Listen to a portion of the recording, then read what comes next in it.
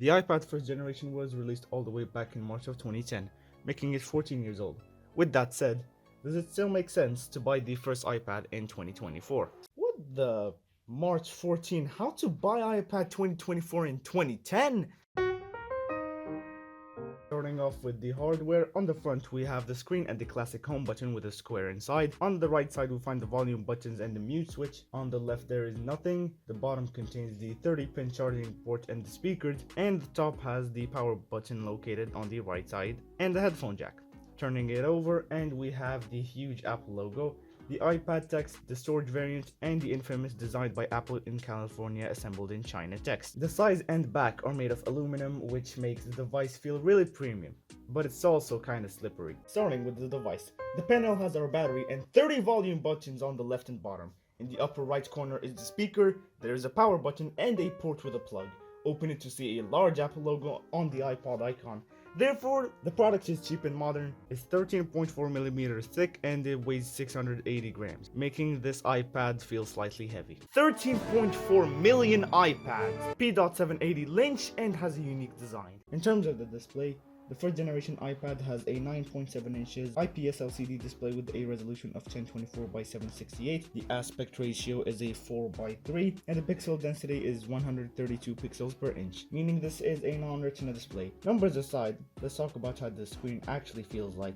It still looks better than what you'd expect. Even with the low pixel density and the resolution, videos look great and the colors are vibrant thanks to the big bezels.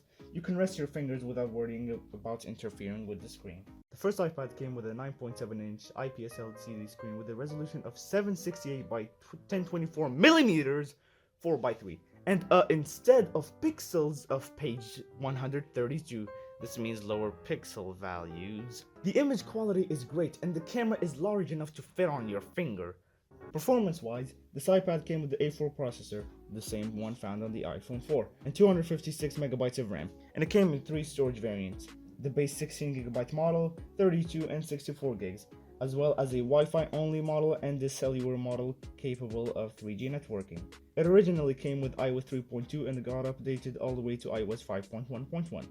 In terms of performance, it matches the size of the iPad 4, the same as the iPhone 4, with 256MB and 16GB of RAM. There are 3 models with storage capacity of 32 and 64GB. This model only supports Wi-Fi and 3G phones. iOS 3.2 has been released and updated to iOS 5.1.1. And even though the RAM on this iPad sounds low, it's still capable of running a lot of classic iOS games smoothly, like Geometry Dash, Temple Run, GTA San Andreas, Bike Race, and the list goes on. Since the iPad has no RAM, compare this to other iOS games like Geometric Lines, He Ran Away from the Church, and Mayor of Toronto. There is also a translation by Andy. However, since the iPad 1 is very outdated, you will need to jailbreak it in order to install apps despite the App Store still working. I mean, do you really expect any app from the App Store to still be compatible with this iPad? YouTube is dead and you can't run it through Safari. iMessage shockingly still works on this iPad, and web browsing is barely doable due to how outdated this version of Safari is, and many websites like the Apple website aren't rendered properly. But my first iPad was too old to have this store, so I had to install the app. This means that YouTube is not available, but you can expect all App Store apps to work on the iPad. Unable to start Journey. Does iMessage still work on iPad? Because this is an old version of Safari, this change is not possible. Many websites do not work with Apple. Now let's talk about the cameras. There aren't any. Thankfully, this is the only iPad to not come with cameras at all. You can still sync videos through iTunes, and let's face it, that's the only way to watch videos on this iPad. You can also sync music through iTunes, although I wouldn't use this device for music playback, especially considering its size. The Maps app still works. Sure, it's useless, but nonetheless, it's surprising. I took my camera. Fortunately, this iPad is not necessary. Videos can be created in iTunes format. That's it on your iPad. You can play music in iTunes, but you don't want to use this feature because of the size of the music. Towels are optional, but essential. This iPad has a lot of color configurations. There's black and that's it. The iPad is available in a variety of colors. Most reviewers never talk about this issue, but many first-gen iPads suffer from boot looping, just like mine. And the reason for that is the battery can't hold a charge anymore, so you'll need to replace the battery. Despite the talks, the problem cannot be resolved. Many first generation iPods like mine have problems charging, and the battery lasts a long time and needs to be replaced. As for the price, I can't confirm an exact price since sometimes you can find it for $97, but the price usually goes around $20, $30, or even $40. The price is not reasonable.